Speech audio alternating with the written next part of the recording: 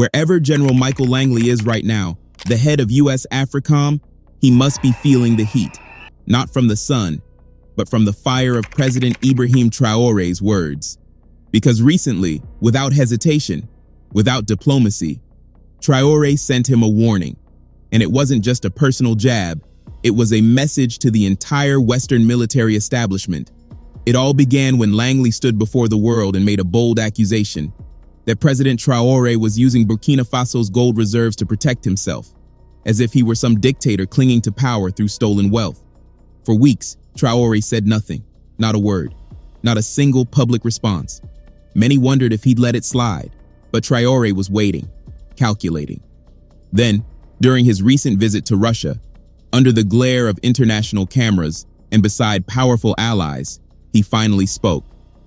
In this episode, we break down the chilling response Traoré delivered to the United States' top military voice in Africa, and the other powerful statements he made that day. Words that may very well shift the balance of power in the Sahel. Stay with us. President Traoré's visit to Russia wasn't just another diplomatic handshake. It was something far more revealing. Behind the cameras and the formal smiles, truth was waiting to be spoken. In an exclusive sit-down with Sputnik Africa, Traoré finally pulled back the curtain, and one topic hit a nerve. A few weeks earlier, US AFRICOM Commander General Michael Langley made headlines, and not in a good way. Standing before the US Congress, with the world listening, he made a bold and deeply offensive accusation. He claimed that President Traoré was using Burkina Faso's gold reserves to shield himself, to tighten his grip on power. The message was clear. Paint Traoré as a greedy strongman, another African soldier turned dictator, hoarding national wealth for personal survival. But was that the truth? Or was it a carefully crafted narrative, one meant to discredit a leader who refuses to bow? In Russia, Traoré answered that question, and what he said struck with precision. Maybe General Langley thought people would believe him without asking questions. Maybe he thought his words would make Traoré look bad, but he was wrong. Instead of turning people against Traoré, his words had the opposite effect. They brought more people to support him. What the general didn't realize is that many Africans, both at home and abroad, have been quietly watching Traoré, paying attention to everything he does. So when they heard the accusation that Traoré was using Burkina Faso's gold to protect himself, it didn't create doubt. It sparked anger. It lit a fire. People all over the world came together. Africans, Black Americans, Latin Americans, even some Europeans. They stood up and said, "No, we won't stay silent." They defended Traoré. They supported him. And for the first time in a long time, people across different countries and backgrounds united behind an African leader. Not because he asked them to, but because he stood strong and refused to be controlled. Starting April 30th, 2025, something powerful happened. Millions of people around the world took to the streets. They weren't angry at President Traoré. They were standing with him. They marched. They protested. They raised their voices in full support of a leader many felt was being unfairly attacked. And this was definitely not what the US general expected. In fact, it may not have even been what Traoré expected himself. After all, for months, the Western media had been painting him as a villain, accusing the Burkinabe army, criticizing his leadership, and spreading fear. Yet, despite all the noise, Traoré remained silent. He didn't respond. Until Russia. It was there, during a quiet but powerful interview, that he finally broke his silence. And when he spoke, he didn't hold back. There were no soft words, no diplomatic games. He looked straight at the camera and called out the US general. "It's shameful," he said, "to see a grown man, a senior military officer, lie like that." Then he made something very clear. That gold in Burkina Faso, it's not his gold. And no one, not even an American general, has the right to tell his country how to use it. President Traoré made one thing absolutely clear. Burkina Faso is a sovereign nation, just like the United States. So why, he asked, does the US care so much about how Burkina Faso uses its own gold? How? Is that an issue of American national security? It's a question that now echoes far beyond his borders. Because let's be honest, we've never seen an African leader meddle in America's affairs. No African president stood up to comment when the US legalized LGBTQ rights. No one in Africa told Washington how to manage its oil, its money, or its laws. So why can't the US return that same courtesy? Why can't it simply mind its own business? That was Traoré's message. Simple, unapologetic, and fearless.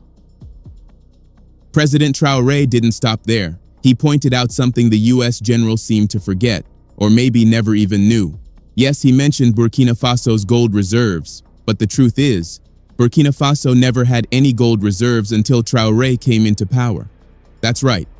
Before Traoré, there were no national gold reserves. And the reason goes even deeper. Burkina Faso didn't even have its own central bank. Like many former French colonies, it relied on a foreign system, the Central Bank of West African States, created by France, and still tied to the Bank of France. To this day, it's France that prints their money. It's France that controls their monetary policy. Think about that.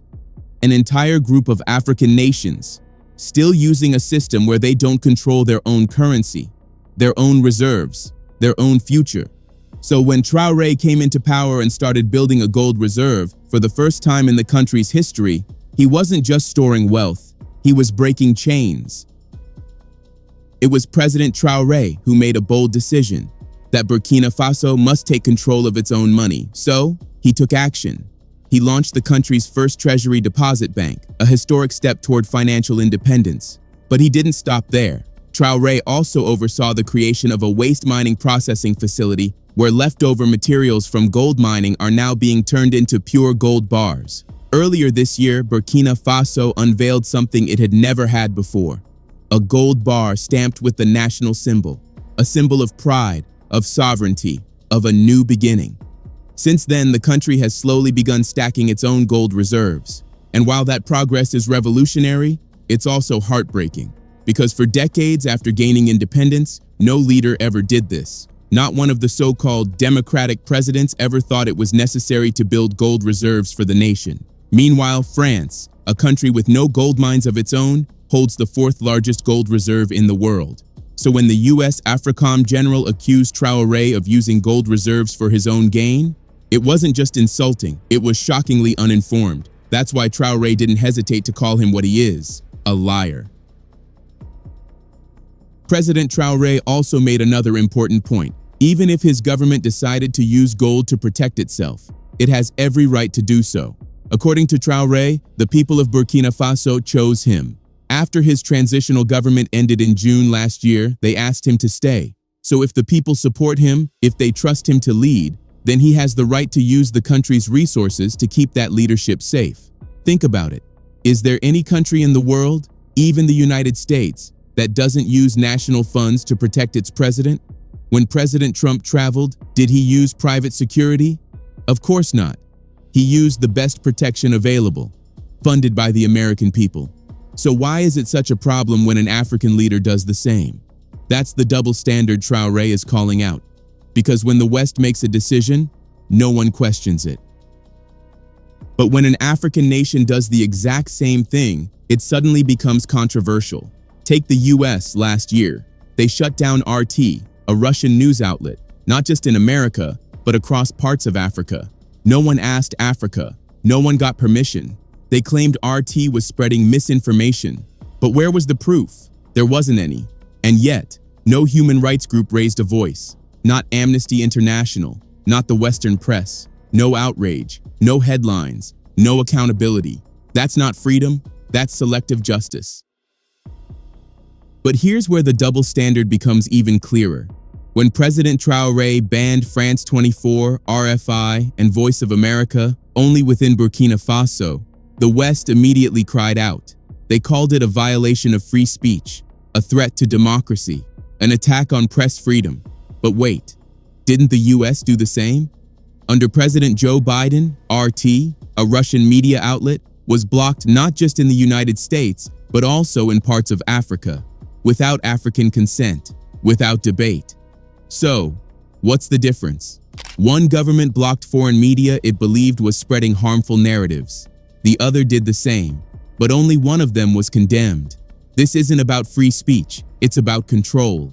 And it shows once again, how the West applies one set of rules to itself and another to everyone else. President Traoré saw through it, and so did millions of others. Because when justice becomes selective, it's no longer justice, it's hypocrisy. President Traoré understands how the Western media works. He knows their headlines, he knows their tactics, and that's why he's not moved by what they say about him. But according to Traoré, there was one thing that truly hurt him. It wasn't the lie itself, it was who said it. Not a white man from Washington, but a black man, General Michael Langley. That, Traoré said, was painful. Not because the words were true, but because they followed a pattern the West has used for centuries, using Africans to fight other Africans. And he's right. Just look at Libya. Who gave the green light for the killing of Muammar Gaddafi? It wasn't a European leader. It was the first black president of the United States, Barack Obama. Traoré asked the question many are afraid to ask. Isn't that a shame? Why do Africans continue to be used as tools to silence, destroy, and betray their own people? At what point do we say, enough? And then, President Traoré turned his message directly to General Langley. No filters, no diplomacy. He said, I think if he hears this interview, he should look at himself in the mirror, be ashamed, and come out publicly to say, I was given false information. I regret it. A powerful statement, one that cuts deep, because truly, the general should feel ashamed. It's as if living in the US has made him forget who he is, forget his history, forget his roots in Africa. To spread false claims about a fellow African leader, it's not just disappointing, it's a disgrace. And maybe, just maybe, the only way he can hold his head high again is if he stands before the world and says the words Traoré called for, I was wrong and I apologize. He pointed out something many people overlook. His administration has made real progress in Burkina Faso. They've built, they've reformed, they've resisted. But General Langley never mentioned any of that, not once, and he's not alone. The Western media is guilty of the same thing. The only time they mention Burkina Faso, or President Traoré, or the Sahel, is when they want to talk about insecurity.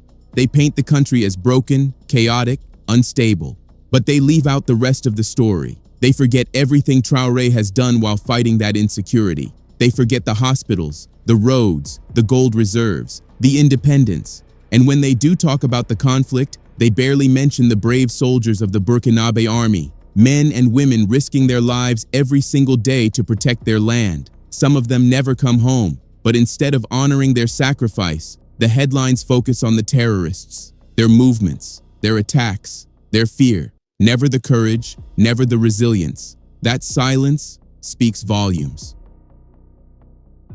They love to point fingers. Western media keeps saying that after 3 years in power, President Traoré still hasn't taken back all of Burkina Faso's territory from the terrorists. But if it was really that easy, why didn't France do it?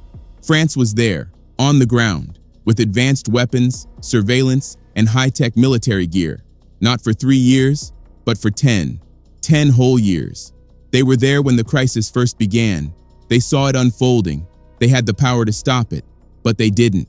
Instead, under France's watch, the terrorists grew stronger. They gained more weapons, more training, more reach. So why does no one ask France why it failed? Why doesn't the Western media remind the world of that? They've conveniently erased those 10 years from the story, and now they blame the man who's trying to clean up the mess they left behind. But we see through the game now. As President Traoré himself said, we're no longer blind to the West's manipulation. This kind of reporting isn't just careless, it's strategic.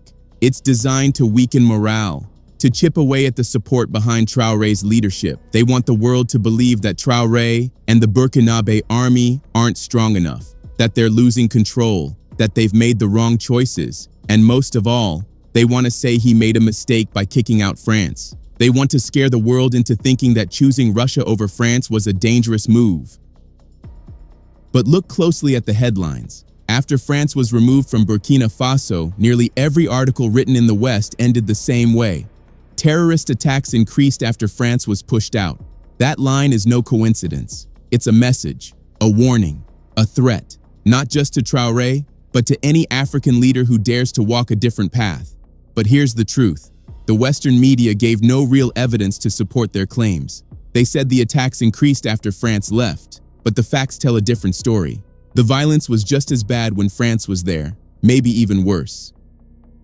Now imagine this. If it were France or the United States fighting terrorism on their own soil, do you think the media would report it the same way? Of course not. They wouldn't focus on the failures, they wouldn't amplify the terrorists. Instead, they'd shine a light on their soldiers, their bravery, their sacrifice, their struggle. They'd tell stories that build hope, not fear. They'd highlight the victims, not the attackers. So why is it different for Burkina Faso? Why does the media weaken the spirit of the people instead of strengthening it? This is why African citizens, especially those who follow Western media, must be careful. Because when it comes to Burkina Faso and the AES alliance, the goal of the narrative isn't always to inform. Sometimes it's to mislead. In his interview, President Traoré didn't just speak about injustice, he also spoke about progress, real, measurable progress. Under his leadership, the Burkinabe military has grown stronger, better trained, better equipped, more prepared to defend the nation. In agriculture, the story is the same. With heavy investments, production has gone up, and farmers are finally seeing the support they've needed for decades. And for the first time in a long time, industries are being built. Burkina Faso is no longer waiting for aid. It's moving towards self-sufficiency and industrialization. These are not dreams. They are achievements, happening now.